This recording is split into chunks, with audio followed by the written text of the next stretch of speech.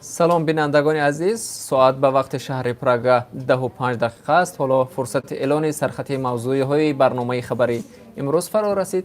تفصیلات این و گزارش های دیگر را در برنامه اخبار آزادی رسا ساعت 1 در پخش مستقیم و هم ثبت آن را در صحیفه آزادی ویدیو در شبکه اجتماعی یوتیوب می توانید تماشا کنید.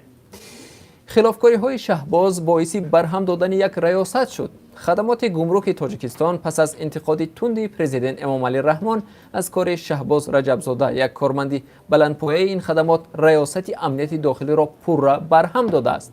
شهباز رجبزاده که رهبر ترمینال دوشنبه 1 را بر عهده داشت، بلافاصله پس از اراده پرزیدنت در ماه می از وظیفه سبکدو شده است. اما چرا یک ریاست در خدمات گمرک برهم داده شد؟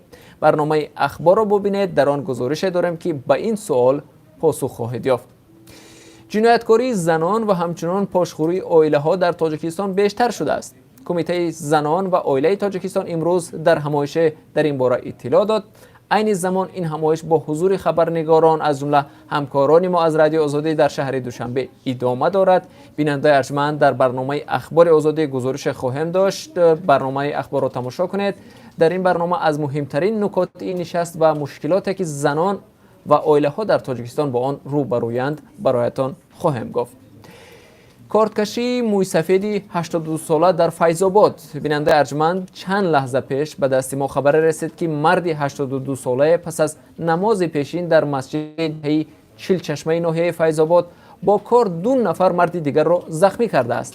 یک مرد 79 ساله از زخم کار به هلاکت رسیده است. عین حال وزارت کارهای داخلی نسبت این قضیه تفتیشات را ادامه دارد، تفتیشات میبرد و تفصیلات این حادثه خونین را در برنامه برایتان خواهم گفت.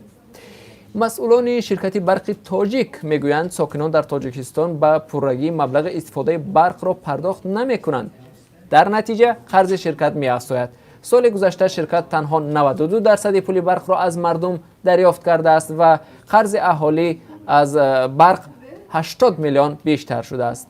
اظهارات مسئولان در حالی است که اکثر ساکنان میگویند پول برق را همیشه پرداخت میکنند وگرنه ناظران برق را خاموش میکنند. چرا با گذشت سالها مشکل قرض برق تاجیک کم نمیشود؟ در برنامه اخبار خواهم گفت. چند از مقام‌های بلندپایه آمریکایی به شبکه تلویزیونی NBC گفتند که همکنون حمزه لادین در قید حیات نیست. انتظار می رود که در این باره تفصیلات بیشتر نشر شود.